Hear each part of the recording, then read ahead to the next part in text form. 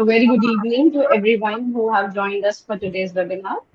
Firstly, I would like to thank you all for taking out your precious time and being present here today. I am Kirtika from the Asian Adventures team. We are a 32-year-old company dedicated to conservation travel experiences across the globe. Asian Adventures is the founding force behind the Global Wildlife Fair, created as a platform that brings together tourism, conservation, creativity, and dialogue around wildlife and nature. It also initiated the Indian Wildlife Network as a collaborative platform connecting storytellers, conservationists, and nature practitioners across the country. Let me quickly walk you through what you can expect from this webinar. So, through this webinar, Sir will help you observe and recognize urban biodiversity from birds and insects to the hidden ecosystems around us. He'll share how everyday urban spaces quietly support wildlife, often in ways we tend to overlook in our everyday life. You will also learn how to engage respectfully with urban wildlife while reducing disturbances in everyday life and the conflicts that human and nature usually face. The session will explore how small citizen-led actions can make a real impact in protecting biodiversity within the city. And finally, Sir will discuss how awareness and mindful urban planning can help nurture healthier urban ecosystems. Now, I would like to request Sir to please give a short introduction about himself, and then we'll be quickly starting with the webinar. So hi guys, I am Dr. Yasser from Ahmedabad, Gujarat, and I am a dentist by profession and I am a nature lover, but I am by no means an expert. So I am an observer of nature, and I believe once start calling myself an expert, I stop learning. So I'd rather be a learner than call myself an expert on nature. So I'm just going to share some of my observations and my thought process on what is urban biodiversity. So, can you? I can't see the screen. Are you Sir, sharing it?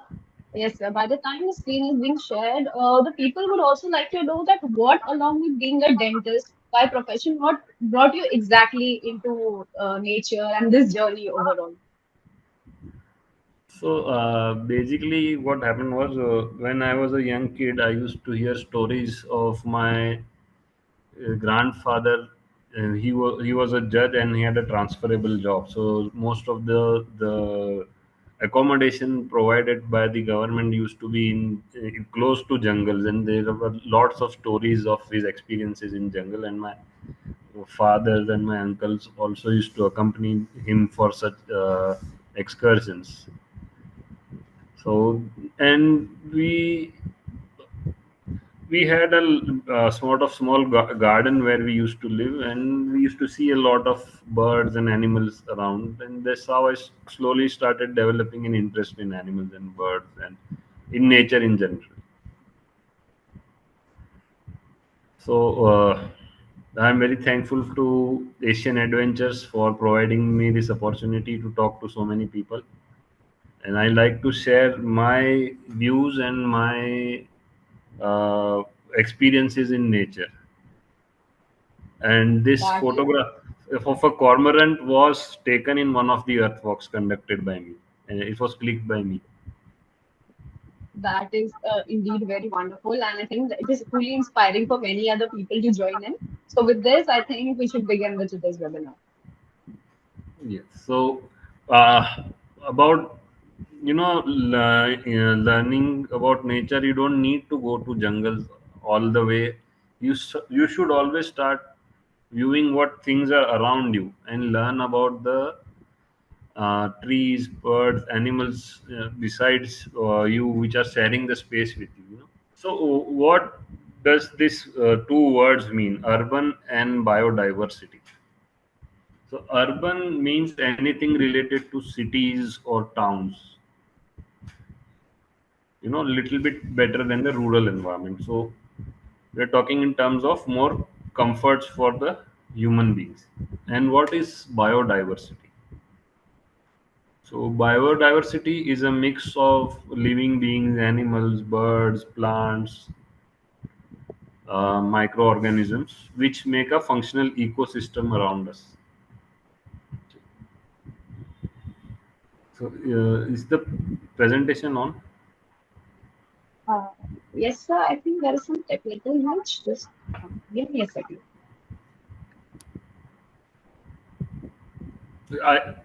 I'll just keep talking you till the time it uploads on the screen. So, Okay. as primitive humans, we developed from hunters and gatherers, from foraging and hunting for food, to started living in a communal setup with families and neighbors, and then we started developing a next slide, uh, small villages, and then we adopted other practices in, like livestock, in keeping animals and farming. And over a period of time, over thousands of years, our lifestyles kept changing. And in primitive years, the surrounding geographic and climatic conditions and the biodiversity of the animals or plants which were around us dictated how we designed our homes and other buildings and how we lived.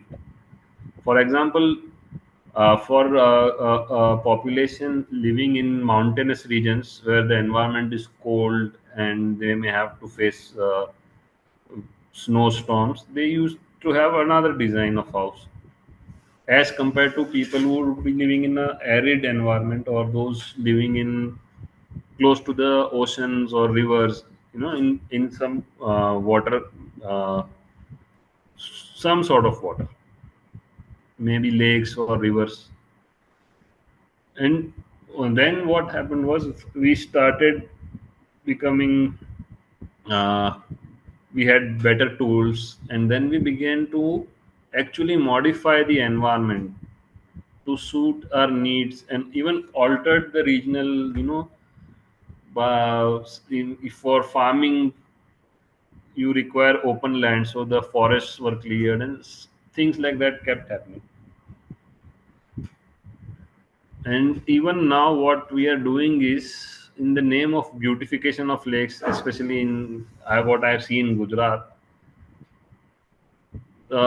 many lakes, the natural reeds are removed because they, obstruct the view of what humans want to see. They want to see a clean body of water. You remove the reeds, you make plant non-native ornamental plants, you get paver blocks, and you make a jogging track. And over a period of time, you just keep changing the diversity that none of the natives find it comfortable to exist there. The lakes are deepened, and then we have boating activities and all sorts of things like that. And the question really to ask is, you know is our few thousand years of human intelligence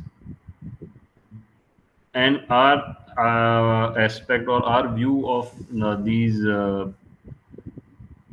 natural water bodies or natural, areas, better than the millions of years of natural design which had many cycles of evolution and extinction? So that is the question. When are we improving the environment, or we are making it bad for us or for the other creatures with which we share our environment? So, Kritika, I'd like to have a more interactive. So, if some people want to ask questions, they allow them to unmute. Okay. So basically, we will have a Q&A session towards the end. So like all the questions will be there in the chat box, and towards the end, we'll take them all together. Okay. So Yes. next, now we'll talk about the native trees and plants around us.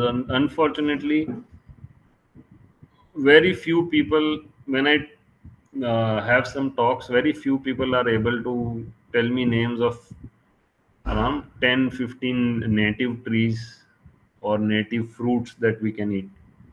Because over a history, we had many different people from different climates and different regions, they brought their fruits to India and their trees to India. So uh, we'll talk about few of the trees. Like, there are so many trees that it will be, I couldn't be able to finish this lecture in 2 hours if I just focused on one aspect of urban biodiversity, that is just trees and plants.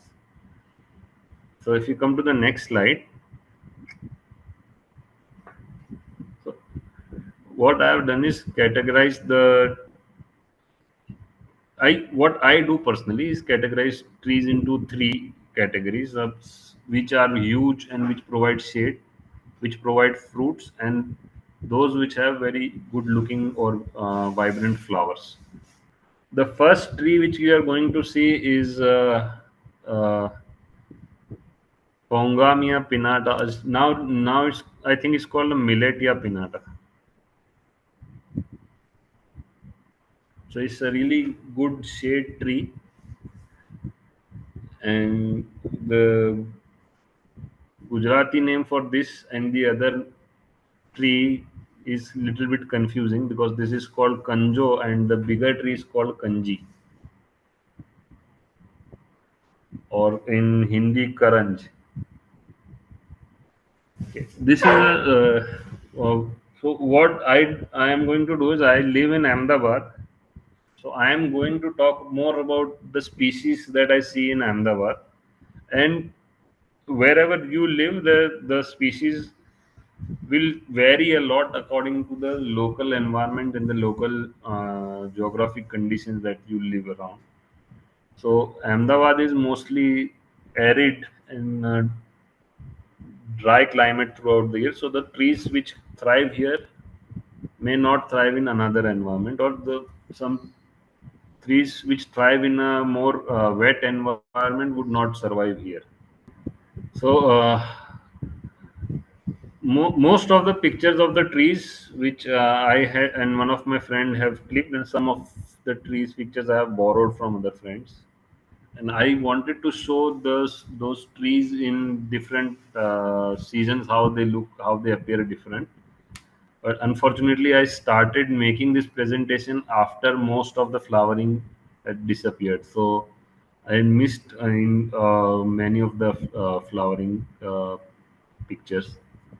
So the next tree is an Indian elm tree, or Holoptelia integrifolia. The seed pods are edible and the favorite fruit of parakeets and other birds. It's a huge tree with a huge big canopy.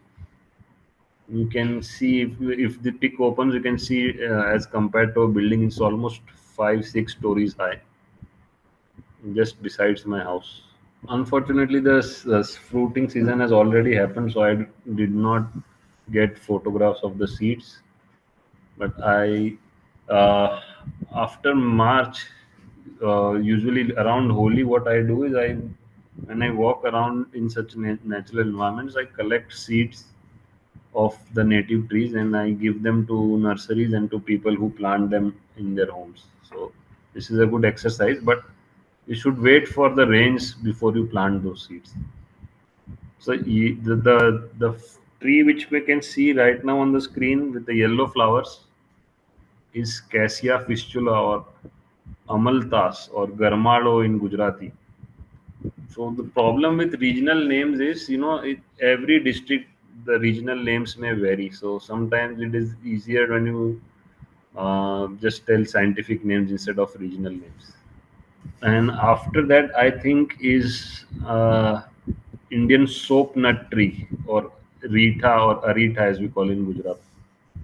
And there's also medium-sized tree, not a very big tree.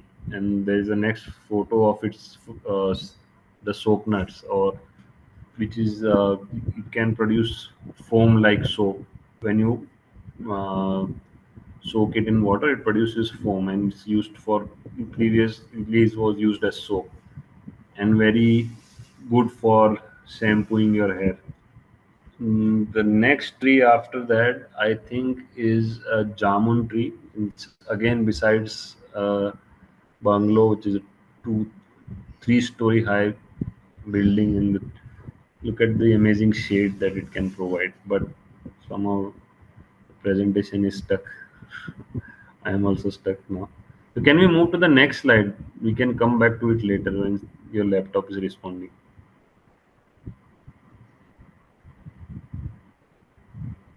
Because without images, it will not make much sense. So the fruit one, the fifth slide, can you? So I think because of some glitches, the PPT cannot be shared from our end. I think we should continue with the webinar and we'll eventually take up the questions that the participants raise. So we have asked the participants to type it in the chat box. So we can have a discussion and the participants would be asking the questions eventually. Okay.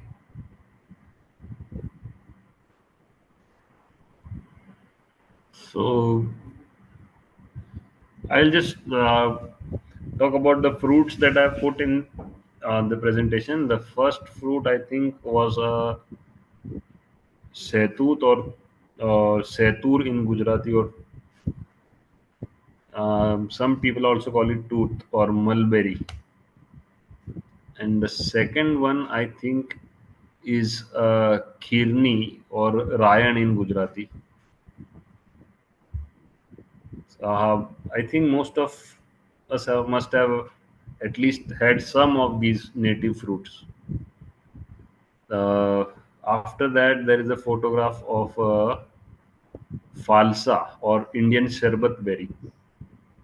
Very good, uh, a little sour, and very good sharbat is made from those berries. And the next photo is some orange berries or the gundi, Cordia garaf. And after that, the green one which you see on the screen, which you saw on the screen rather, is Cordia dichotoma or Gond, or in Gujarati Gunda. Is it very popular in achar. And one very popular fruit is jamun, which I have said. So the thing here is, when I speak of native fruits and I ask people, many people will say banana, some will say chiku, some will say sitafal. But all of these fruits are not native to India. They were brought in by either the Portuguese or the British or someone else.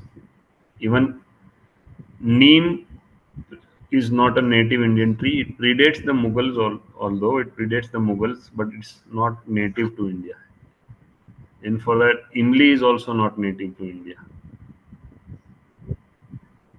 But now they are just nativized. They are found almost all over India. So, and they are not really very invasive. So they are not, these trees can be grown. But there are some other trees like Prosopis julifera and the Sioux bowel and the lantana. These are really invasive and they're taking over natural habitats and not allowing the native trees and the shrubs to grow. And so I'll just see the order of this thing on my computer. So next slide in my computer is reptiles. Okay. So Ahmedabad has around 25 species of snakes, about 7 or 8 species of chelonians, tortoise or turtles. But I personally know of 3, and one species of crocodilians, the marsh crocodile, which now they are not found within the city limits anymore, but previously there were, and they were removed because they were attacking people and livestock. In lizards, I don't know how many, but more ऐसे ही than चल 10. रहा है। पूजा ma'am कह रही Q&A start करो, Q&A होने भी तो चाहिए, कुछ है ही नहीं।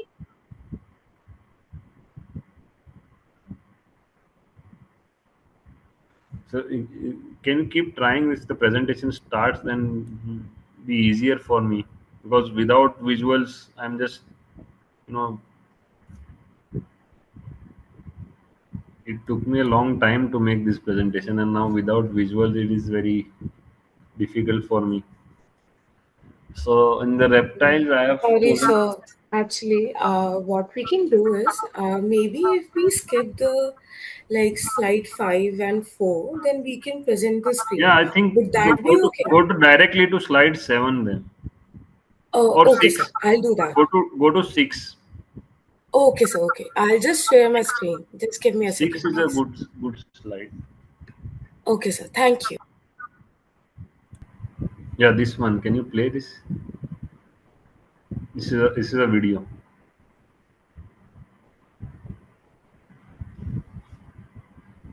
So you can see, this is a common jay, I think, and then another butterfly right there is a pioneer. There are two species of flies, and there is one ant also.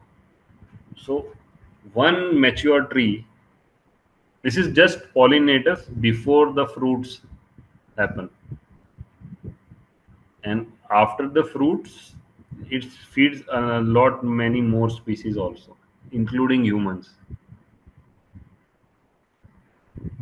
So now coming to the reptiles, if this plays, then we can have go ahead.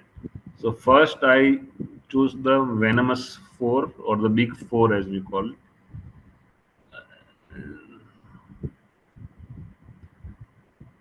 So this crocodile is actually not a photograph of an urban environment, but I just wanted to show you a photograph of a crocodile. So let me know if this slide plays. Then I have some examples of snakes and lizards, and one. This is a star tortoise on the screen right now.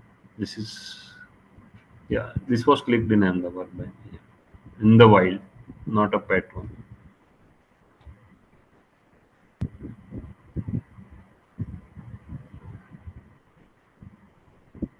Hopefully this one.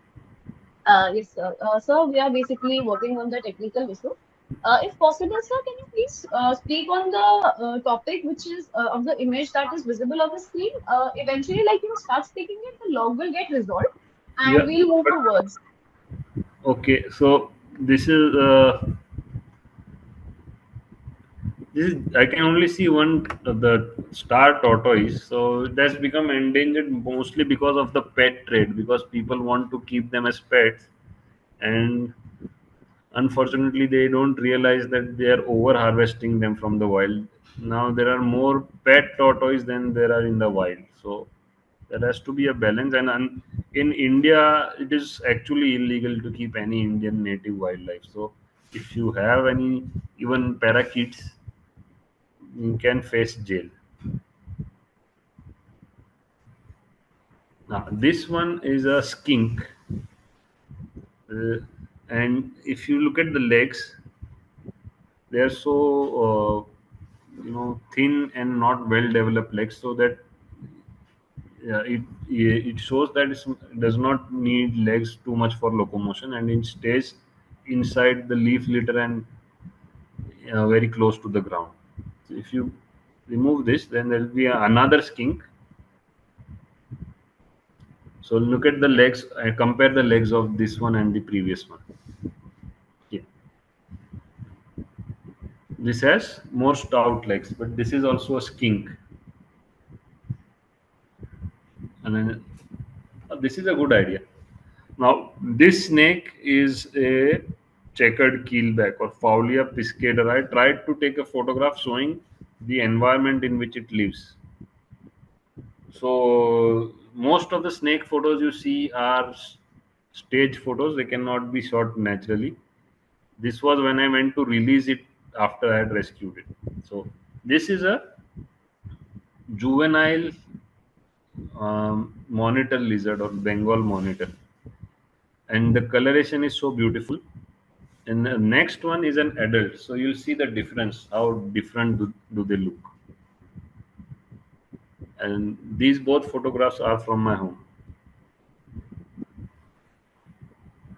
This is a wolf snake. So why they are called wolf snake is because some scientists believe that their teeth are shaped similar to the wolf. And you look at the shape of the head, the eyes, and this snake has bands on its body, and it is confused with a venomous snake called the common krait. But this is harmless snake, and it eats lizards and other small creatures. And you'll find it climbing onto walls and very tight spaces.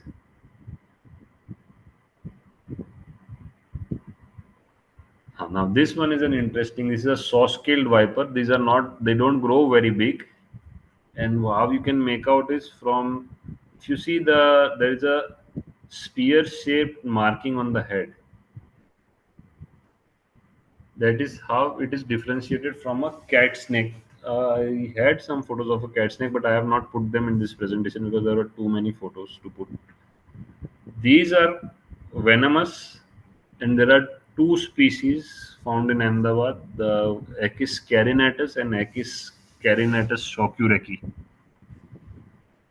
So very similar looking and very difficult even for experts to identify. And this snake has a habit of rubbing its scales, forming a coil and rubbing its scales to produce a sound of warning, which feels like a carpenter cutting wood with its saw. So it's called a saw-scaled viper. Okay. Now this is a rat snake. These are really good snakes. Unfortunately, the name is rat snake, but they eat mostly birds. But they do eat a lot of rodents. And if you can see the marking below its face, it has zebra markings. This is very easily confused with a cobra because of its large size. And this is a light colored specimen. They're found in many different colors. Some are very dark, some are yellowish, some are greenish. But the easiest way to identify them is the zebra markings below the eyes, and they have a triangular body shape, not round like the other shapes. The spine is very prominent when you see this, except for very obese individuals. Mostly you will see the spine, and they are very good tree climbers, and they can, in fact, even hang down and eat chicks from weaver bird nests. So we can do this same idea with the trees also, right? Now this one is a baby common crate. Unfortunately, I didn't find a good photographer of an adult to show you. If you can you enlarge this photo a little bit, you drag the corners to enlarge it. Oh, it's okay. It's okay. I'll just talk about that snake. The crate is a black snake with white bands on its body. So why it is confused with the wolf snake is all wolf snake also has bands, but the shape of the face is different. And on the back, there are hexagonal scales. There's a line of hexagonal scales on the crate, and this is a Russell's viper. This is also a highly venomous snake found in Gujarat. Mostly all over India it is found, and you can see this marking on its back. On the right side below the leaves, there's a diamond shaped mark. So it has a chain of diamond shaped marks going all over the back, one on the back and one on each side. And these are very dangerous snakes to deal with, and they can actually almost jump 2-3 feet to bite. So next, please. Now this is a very well-known snake. The thing is, in Gujarat, mostly we find such dark-colored moths, so we don't have very clear markings on the hood. This is a spectacled cobra, And in Gujarat, the very young snakes will have the clear markings, and as they age, they become dark and the markings fade away. So this snake is only one which makes a hood and warns you, "Okay, I am dangerous, please stay away from me." So these four venomous snakes are the most common, or the big four, and we have anti-venom available for all of them. So can you go back to the fruits first, then we go to the trees?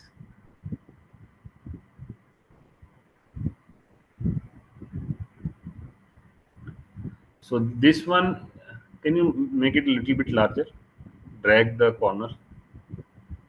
Yeah, so this is a gund, or gunda as we call it in Gujarati, Cordia dichotoma. It is also a very large tree, and this is just behind my house, and one of the favorite roosts for rosy starlings when they migrate to Ahmedabad. And you can see at least 1,000 birds sitting on this tree each evening till May, and now they've gone back to their uh, native place. So this is a favorite fruit of mine in summers. Jamun, very short season. Yeah, one very interesting point I remembered is I used to, be curious when the tree in my garden is still in the flowering stage and there used to be jamuns available in the market. So I was very curious to know how is that possible that in one place we have not even completed the flowering and the fruits have arrived in the market. So the fruiting season varies according to the region. That I realized just last year when I went to Mumbai, and a taxi driver told me that while going through Mumbai, I was talking to the taxi driver and I was telling him that the mangoes might be in flower right now. So it's no. In Mumbai, we have already have fruits now. In Gujarat, the fruit appears in May, and before May, the Ratnagiri hafus and all you can get from Maharashtra. So what happens is monsoon hits Maharashtra before it hits Gujarat. So the trees there have fruiting and flowering before they have in Gujarat. That's how that's how this mystery was solved for me. Next one, please. So this is uh, gundi. It's a very sticky fruit and a favorite fruit of birds also. Next, please. Falsa, or the Indian sharbat berry. Next.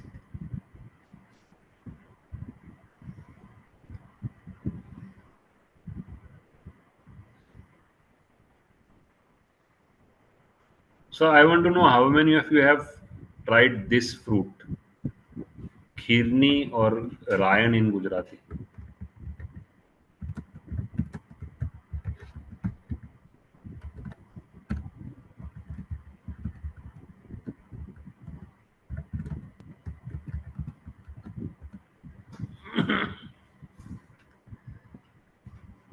Next, please. So this is the Molsari or Bakul.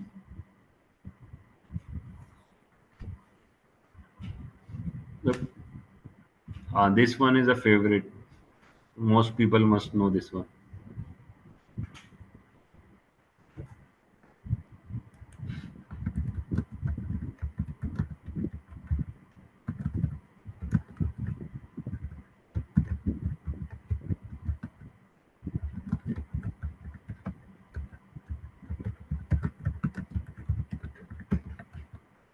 So I'm also typing so some of the questions are answered. Now next we come back to the trees. So we already talked about this one, the Cassia fistula. This is a favorite fruit of sloth bears in forests. They eat the seeds, and the seeds also have the medicinal properties and useful in Ayurveda. Yes, Amaltas, and in Gujarati Garmalo. This is a jamun tree. Unfortunately, when I tried to take the whole tree in the picture, we can't get details of the leaves. But the jamun leaves, if you crush the leaf and you smell it, you can actually smell jamun. So you can see, cannot see the bungalow here, but there is a building, 5, 6 story building behind that. You can see how huge this tree is. So this one tree, it gives so much life. So I always say that, growing new trees and all is just a thing of, अपना खुद को खुश करने की बात है, but preserving such huge mature trees is what is required when you want to preserve the environment. जो है उसको बचाओ rather than trying to make new things. Next, please. Okay, this is one of my favorite flowering tree, the Crataiva adansani. Previous name also known as Narwala or three-leaf caper. This one is a three-leaf caper, not a neem. Crataiva adansani. So next is a flowering photo. So how different they look in different seasons. Same tree. This is the same tree in when it was in flower. So before flowering, it becomes completely leafless. And this tree also attracts a lot of pollinators, bees, butterflies, flies, other insects, even birds. One of the most beautiful trees. Next, please. So now this is a tree जिसका fruit हम लोग खाते हैं, उसको सब्जी मतलब fruit को सब्जी की तरह खाते हैं, and moringa oleifera or drumstick. So you see a bee on the flower. I think it is an Apis dorsata, but I'll have to confirm with some bee expert. There are many medicinal properties, and the fruit is edible. तो इसका तो I think now see interesting where this tree was just growing out of this shop. So I've tried to show an urban environment also. So these trees are found, and these trees attract a lot of birds also. I have one old photograph of a white eye on this tree. If I am able to find, I'll share with you guys later on. So next, so Albizia lebec.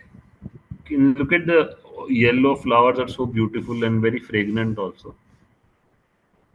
And these also attract a lot of pollinators and birds. It's a huge tree with a very big canopy and very good for shade also. So next is a example of a not a very huge tree of this species. This is not a huge example of this species, but see, this is a 1, 2, 3, 4, 5, 6 story building. It's as high as a 6 story building. Next, please.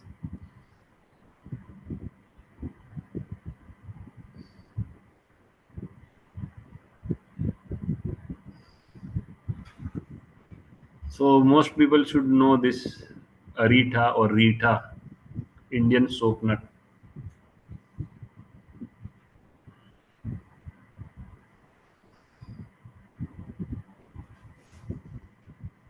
Okay, so this tree in the center is the soap nut tree. It's not very large, but still it is almost 2 or 3 stories high. So next, please. So this is Rajasthan. Se anybody from Rajasthan would know this. Sangri. Ker Sangri no Sak. So this is a khejdi or Prosopis cineraria. Or, there are many names of this tree, so I'm not going to go into that. But it is edible. The Leaves are also used for cattle fodder, especially goats and sheep. And the bark is also very useful. In there is one record in a drought. The bark was used to make flour to eat, roti banane ke. So next is remove this also. This is a photograph of the bark of this tree. Can you enlarge this a little bit?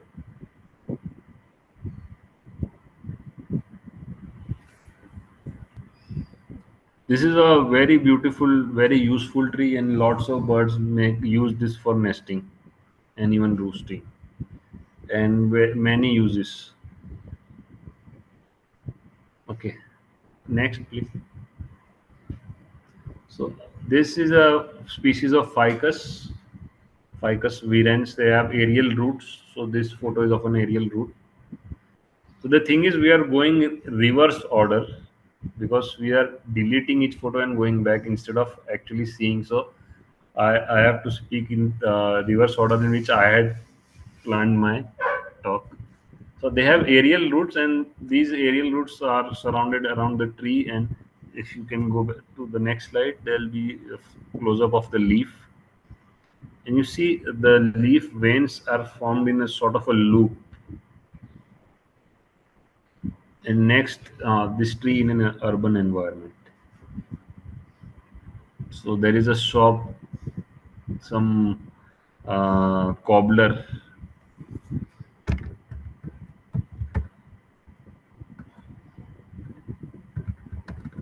used to sit beneath this. This is an Indian elm tree or holoptelia or kanji in Gujarati.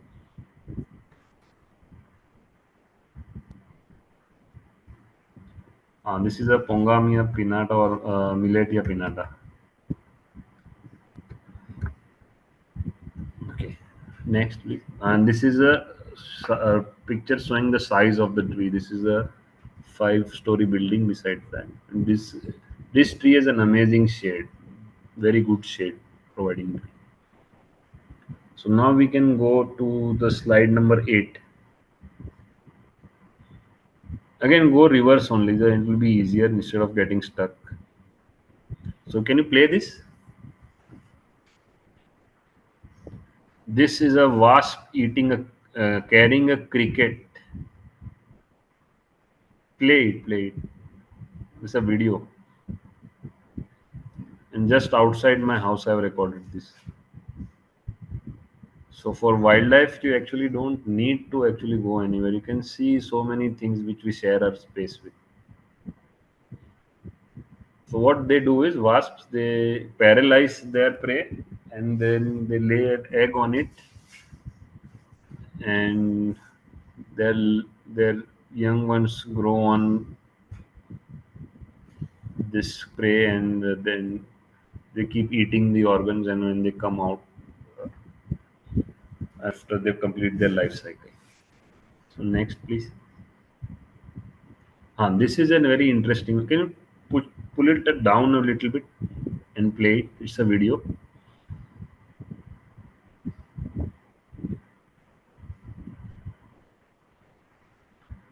So this is a gular fig, Ficus racemosa, almost like an anjeer. And you see the wasps with a long tail.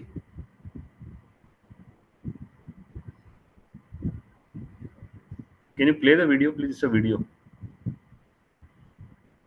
You click on it, then it will play.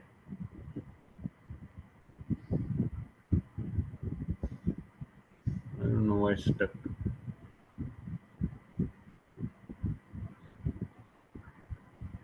It's not playing.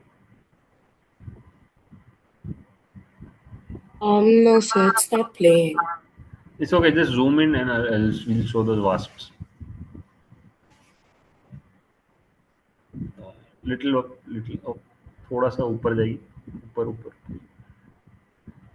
See this long tail. These wasps, they are parasitic wasps. and they lay their egg by piercing through the fruit instead of entering the fruit, and they parasitize the wasps, which actually pollinate the fig fruit. So the small projections you see inside there, they are all small flowers.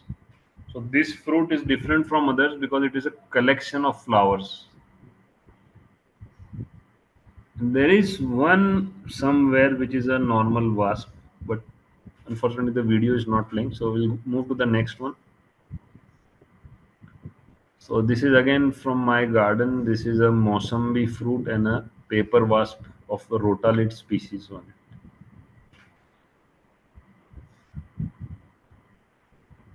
This is an interesting. Uh, this is a interesting creature called a soldier fly, and it helps in decaying organic matter. Now another interesting one is owl fly. This is again from Ahmedabad. We had a night this thing moth watch, and this got attracted to the lights. Next, this is a video. This is a fruit piercing moth, and you can see it's piercing a karamda fruit again from Ahmedabad. You can see it is using sawing motion. The proboscis they have a proboscis which is split, and then they use a sawing motion to pierce the fruit and drink the sap. Can you enlarge it and show it, please? थोड़ा सा drag करके बड़ा करें. Hmm. See, it's moving its head up and down and also sideways to pierce through the fruit. Next.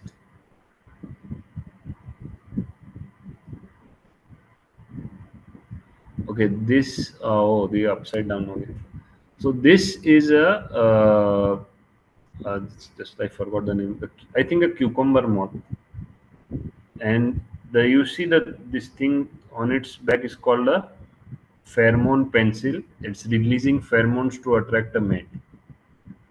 This is also recorded from Ahmedabad.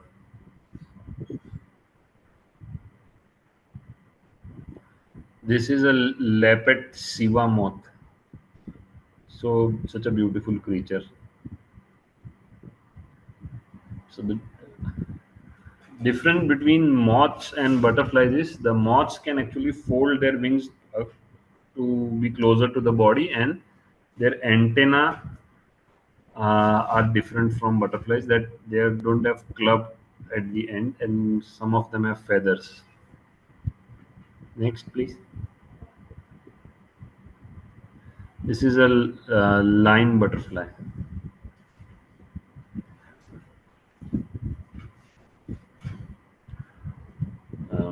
Plain tiger.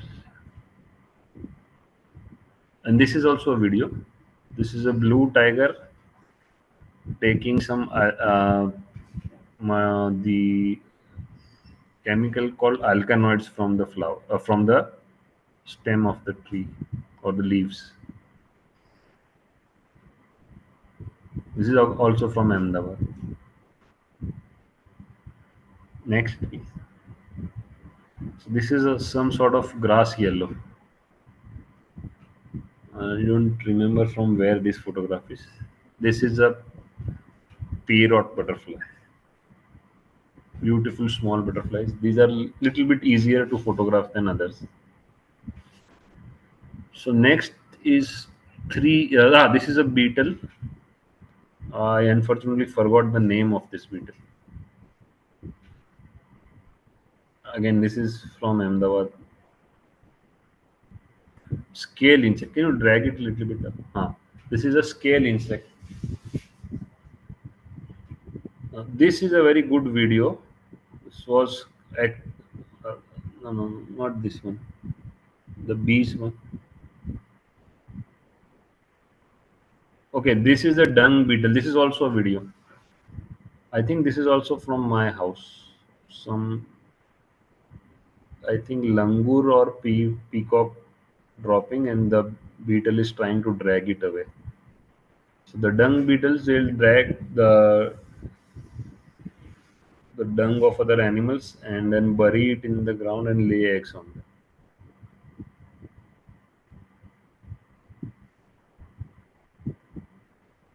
Okay, next. These are all three are videos, so can you play all of them. So these are termites emerging just around the range, the winged termites.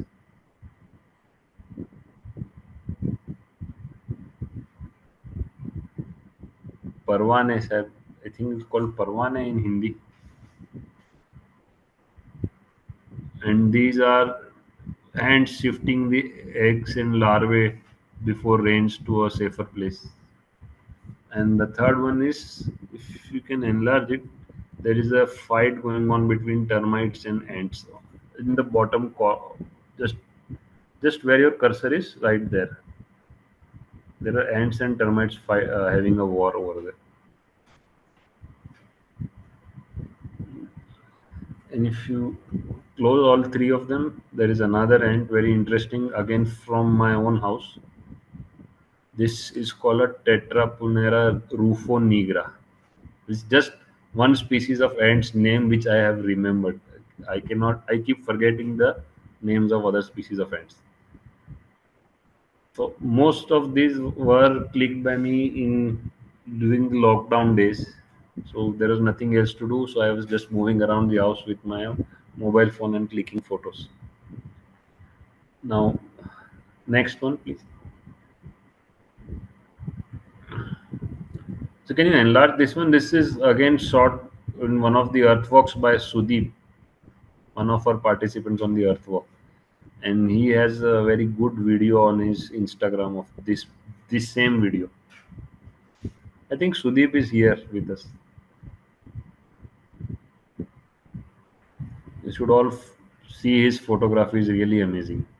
This is a blue banded bee, and these are solitary bees. They don't make honeycombs and make honey, but they are very important pollinators. They have a method of pollination called buzz pollination, where they vibrate their bodies and pollinate flowers. And this is a jarul, largestomia speciosa tree, the native tree, native bee. Very interesting and very beautiful. And one of now it has become one of the favorite subjects of Sudeep to photograph.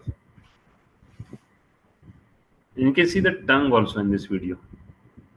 See the tongue, yeah, right there, sticking out its tongue to suck the nectar. And you see the yellow part on the hind legs, that is pollen it is collecting. Next. So this is a stingless bee hive. These are very small bees, they don't have stings, and their honey is very expensive in Melipona. And there are two three species, but to identify them you need to catch a male and then observe it under a microscope. Then you can identify which species that is. Next, please. So this is a non-native flower, but you can see three species or two species of bees on them. So the bigger one is the Apis florea, and I think this is a carpenter bee of sorts, not a stingless bee. But I am not a bee expert, so I'll just leave it at two species of bees. Next, please. So this photo is not actually an urban photo. This is from dance, but this is a Nomia species of bee. It's not the blue banded bee because the body structure is different, the eyes are different, everything is different. It's the Nomia species of bee.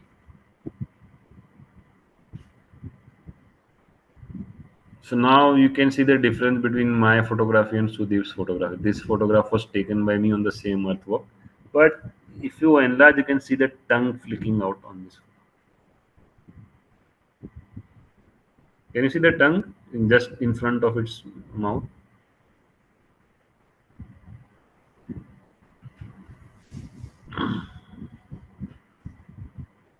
Okay, next. Okay, very interesting spider. This is named after Sachin Tendulkar. This was discovered by a guy called क्या नाम है इसका अरे इसका नाम ही भूल गया मैं प्रजापति एक मिनट क्या नाम है स्पाइडर वाले का this is named Marengo Sachin Tendulkar this is named after Sachin Tendulkar this spider small one very small couple of millimeters again Ahmedabad so this is अरे टेलामोनिया डिमिटाटा ऐसा कुछ नाम है ये वाले spider again outside my house my daughters are very interested in spiders so they keep finding them for me. This is an ant mimicking spider of Mimranche species. Exact species cannot be identified like that. You have to put it under a microscope and dissect the genitalia. So just leave it at ant mimicking spider. Again from Ahmedabad. Another ant mimicking spider. Again from Ahmedabad. One yellow-legged or yellow-footed forest scorpion. So you can see, zoom it, is a scorpion with babies on its back.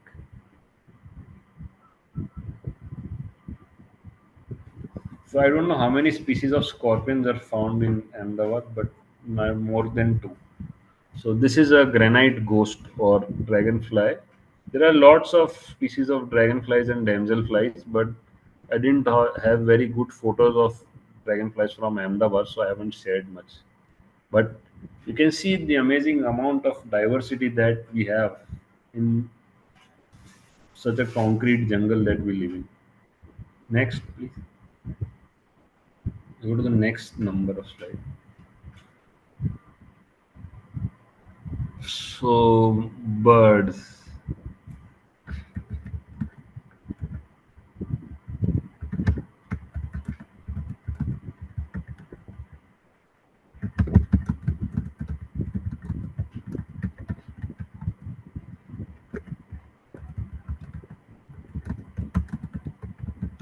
So this is a spotted owlet.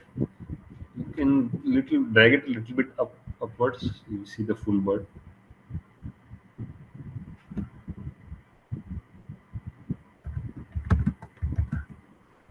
And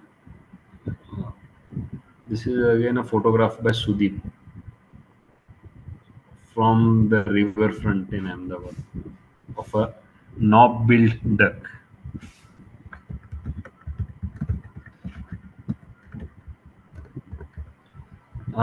From one of the photographs I took at the Earth Walk. This is an Indian cormorant.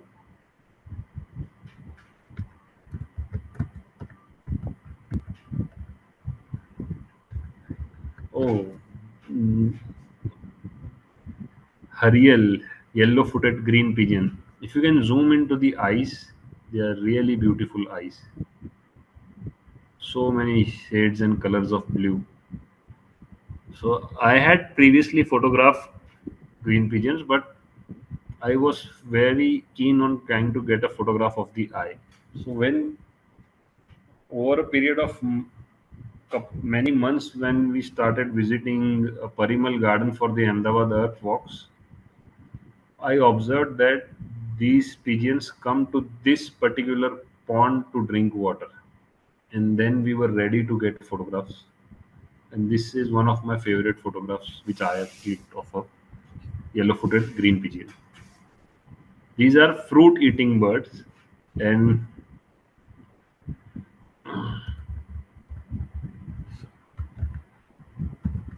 I was talking about the green pigeon. They have a very peculiar shaped dropping.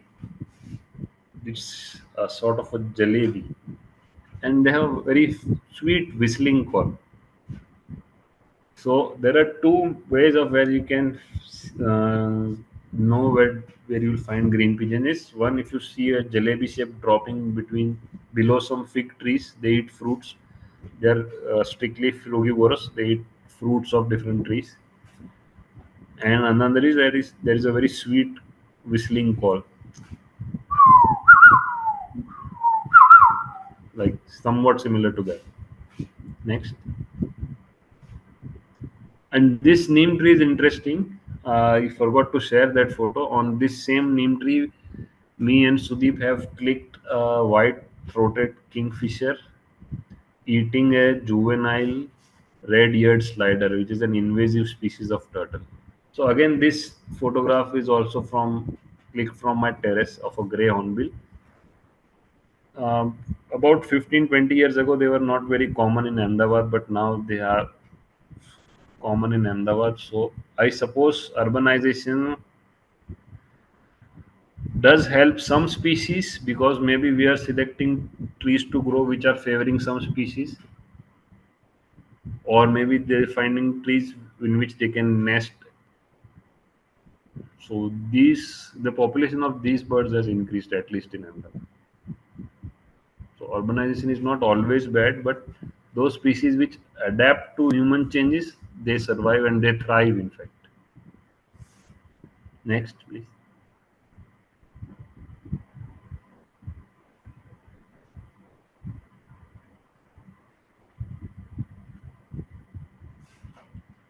Oh, coppersmith barbet. You will hear this bird more often than you see it. Very beautiful bird. In Gujarati, it's called a tuk-tukio.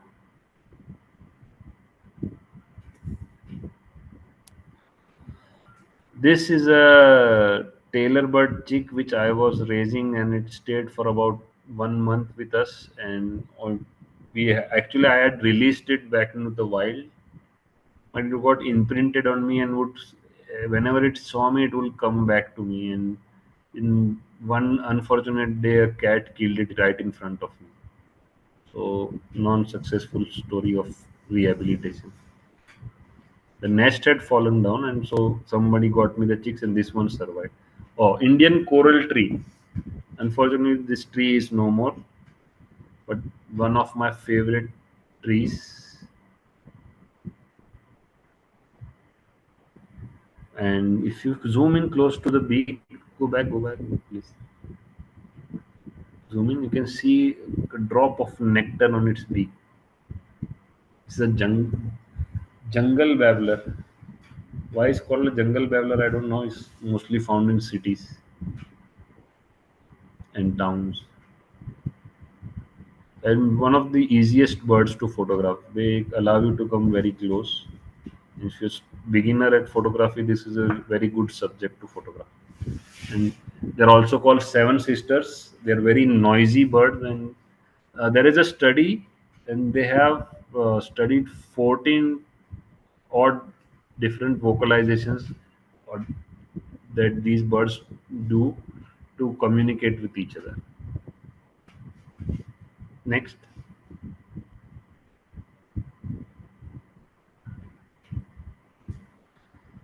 So this is a rose ring parakeet male. So these birds are sexually dimorphic, that you can identify males and females separately. The females don't have this ring on the neck. And these birds are very expressive. They're very fun to photograph. And if you observe them closely, you'll see they'll use their eyes and pupils to express. It's very interesting when they interact with each other, and when they fight with food for squirrels. It's, maybe someday Sudeep will share some photos which he has. He has a very interesting series of photos of squirrel and parakeets fighting. Next, please. Ah, so there is a stick going across this photo. Is not where considered, it may not be considered a very good photo, but again, you see the orange feathers below the wing of this purple sunbird male is called a pectoral tuft, and these develop only when they are doing courtship. This is called a pectoral tuft. So I just shared this, you know, And these birds also go through a phase called an eclipse phase, where the purple color is goes down and they have blotchy appearance. Next.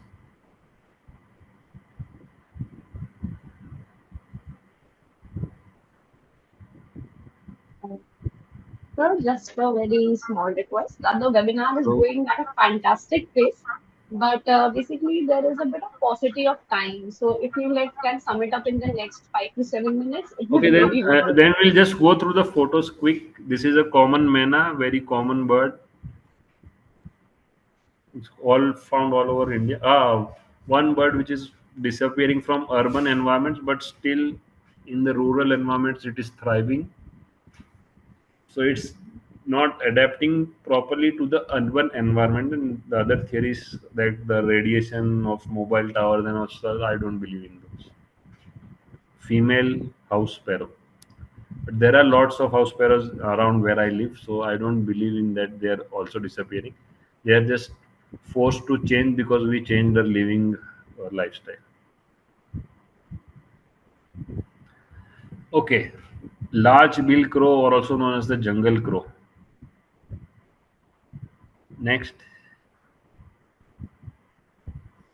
now very urban crow eating gatia, house crow, barn owl.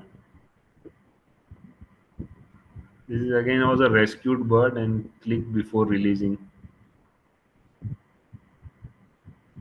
The heart-shaped face is very interesting.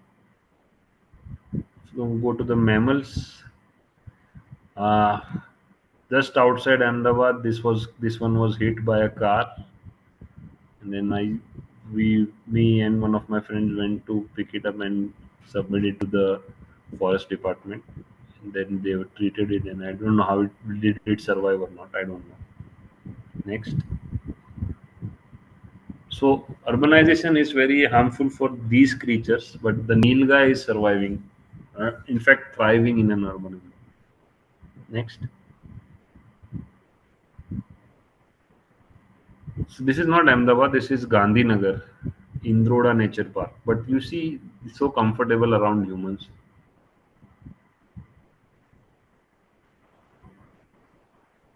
Next. Oh, Indian fox. Outskirts of Ahmedabad, not within the city limits, but now they have disappeared. So we cannot call them urban in Ahmedabad at least. Outside 30-40 kilometers outside of Ahmedabad, you still find it. Next, Indian field mouse, Moose boduga, very common and very beautiful and very small creature. I think it's not more than 2 or 3 inches with the tail.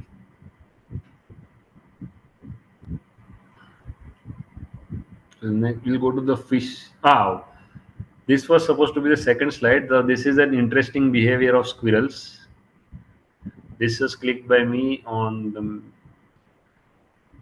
I was just had got a new camera. I was trying it out, so the photographs is not really very good quality, but I saw it hunt and eat a squirrel. So these guys are not just vegetarian; they also hunt. And next one is a very cute photo, clicked again by Sudeep at Parimalgarh. Next one, please.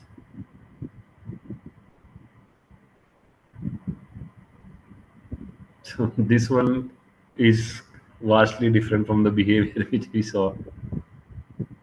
Next.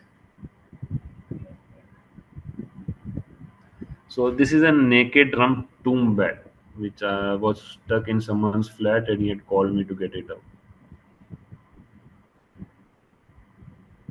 And next, please. The largest species of bat in India, the flying fox. So there are around 130 species of bats in India. And next, I want to show the text. These are roughly the mammals that you would find in Ahmedabad. So around 10 species of bats. I don't know how many rodent species. There's a shrew. One, I confirm shrews are not rodents. And mongoose are also not rodents. There are two species of mongoose. Then they have two species of antelope, blue bull, and the black buck. I have forgotten to mention. Jackals you still find outside Ahmedabad. Indian hedgehog, not very, not likely to see now. Leopard, yes, a few years ago, a leopard was killed right outside in a road accident right outside Ahmedabad. Civet, and yes, hyenas are also found in the outskirts of Ahmedabad, but not within the city limits. We'll go to the fish. So this aspect is something which we do not see normally. Uh, Water pollution is a very big issue which we are facing. This is a ticto bar. Next, we'll go through this really fast. This is a Aphanius stolixanus. This is an interesting fish. It is stays in the adult life in the seawater and comes inland during rains to spawn in fresh water. And very sought after fish in the aquarium trade, but not in India, outside India. Next, climbing perch. These fish are known to move from one water body to the other by walking on land when the dry season.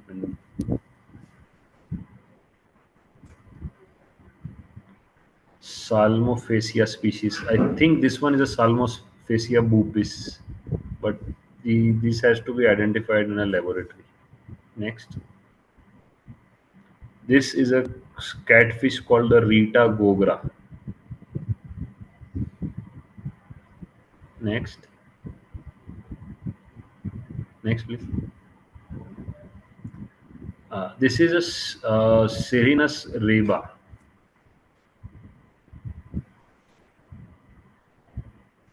Then I think this is a Singhala, Spirata singhala. This must be around 4 or 5 kgs. Big, huge fish caught by my friend Dr. Amir Bhavnagri.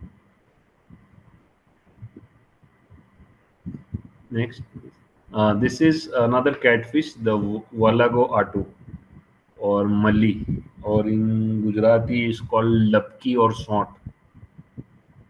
Many names, locally names keep changing. Next, uh, Labiodera.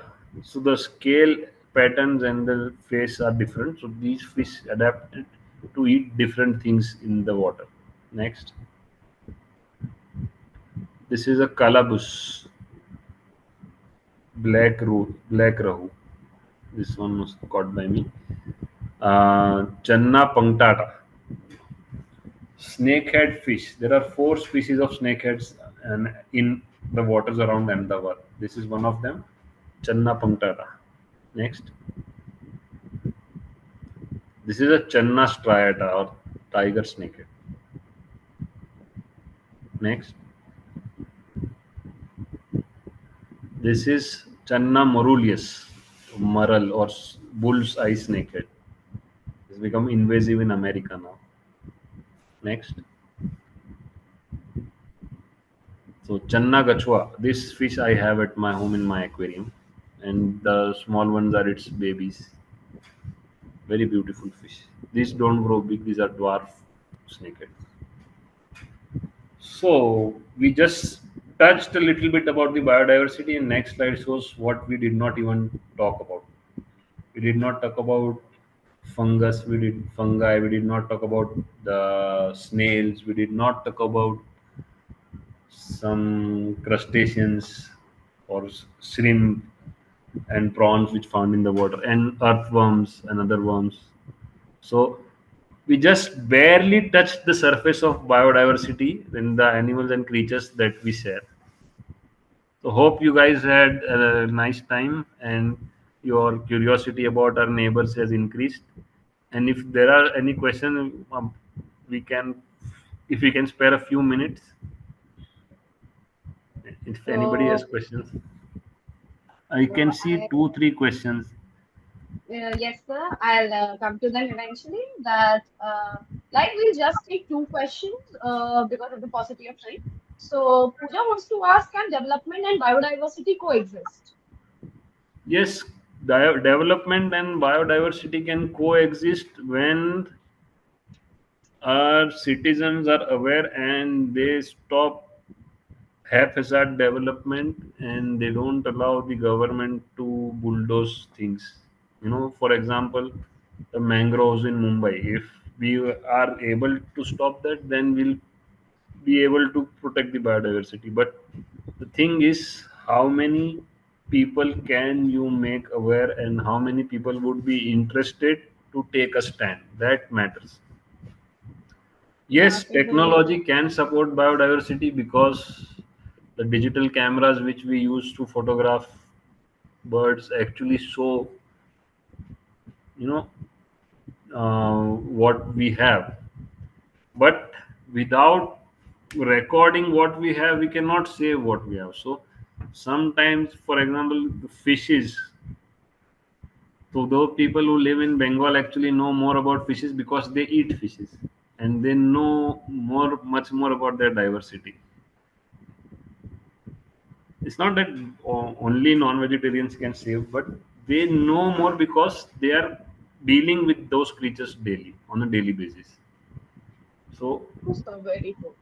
there are so many different edible wild plants that are available that we can find right outside our homes. you know for example, purslane is one. I had taken photos, but unfortunately there were so many photos in this presentation that I opted to not put it in there. But one of the schools in Ahmedabad, the principal, Ghosh ma'am, was very interested in these edible wild plants, and they had a project where the students grew edible wild plants, and they participated in a science competition where they were about trying to show the challenges which we face in nature conservation. So they were recognized well, and very simple things we can do. Composting. So much kitchen waste is sent into landfill that is, it can become uh, very good nutrition for the plants and trees around us. And it's not very difficult. You should visit some. There are lots and lots of home gardening groups and nature lover groups all over India. So you just join them, learn about these things, how to reduce solid waste, how to reduce our own water consumption. In fact, in Ahmedabad, the old homes, mostly all the homes had rainwater harvesting wells. So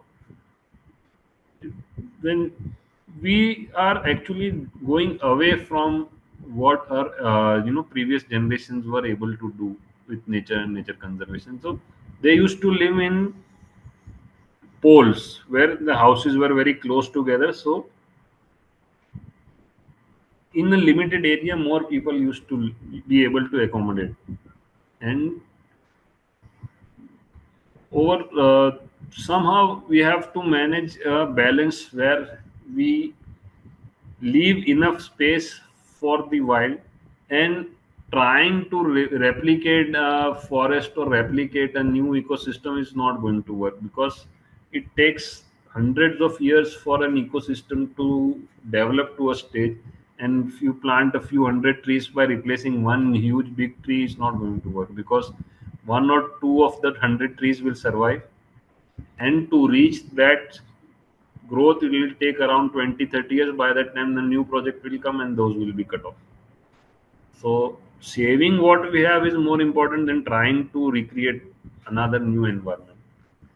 And somehow someday we'll have to realize that in our planning, in our city planning and town planning, we have to ensure that we leave enough space for nature, and we recognize our local experts in wildlife, in botany, and we preserve what is already here instead of trying to transplant other trees and things like that, then one mature tree you cannot replace by 1,000 saplings. And it is not required to go around planting trees.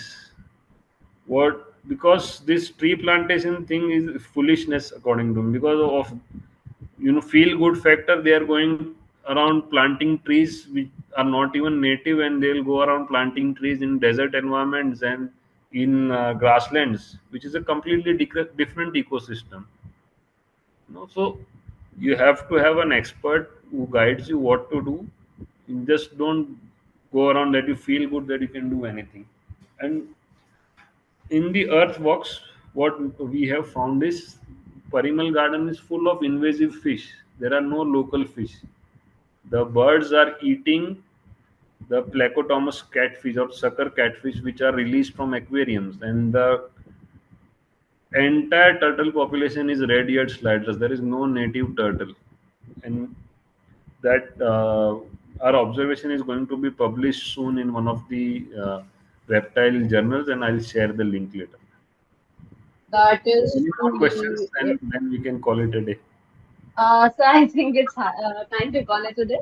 So firstly, I would like to thank you, sir, for taking out your precious time and sharing such valuable information with us. Even though there were technical glitches, we will make sure that the participants get the best of it by sharing the presentation as well as YouTube link with everyone. Yeah, I think that was a really great idea going reverse by it worked actually. Yes, it actually works, sir. So So with we this, were we able to come to an overcome technological barriers. So you can answer that question by Kashish. Technology can be used for conservation. If truly, at least indeed. two people can change in all of us, our habits need to change. Just need to reduce the waste we produce and not allow whatever we can say which is already existing. We'll not be able to replicate what nature has done. So what is existing, just try to save that. Great. With this, we come to an end of today's webinar. Thank you, sir, and thank you everyone for joining us. For more such webinars, do not forget to follow our page, the Global Wildlife Fair. And we definitely cannot wait to see you in the Global Wildlife Fair from 30th October to 1st November at the Travancore Palace, New Delhi. Thank you, everyone. Good evening. So thank you everyone for giving me this opportunity, and hope I didn't bore you much.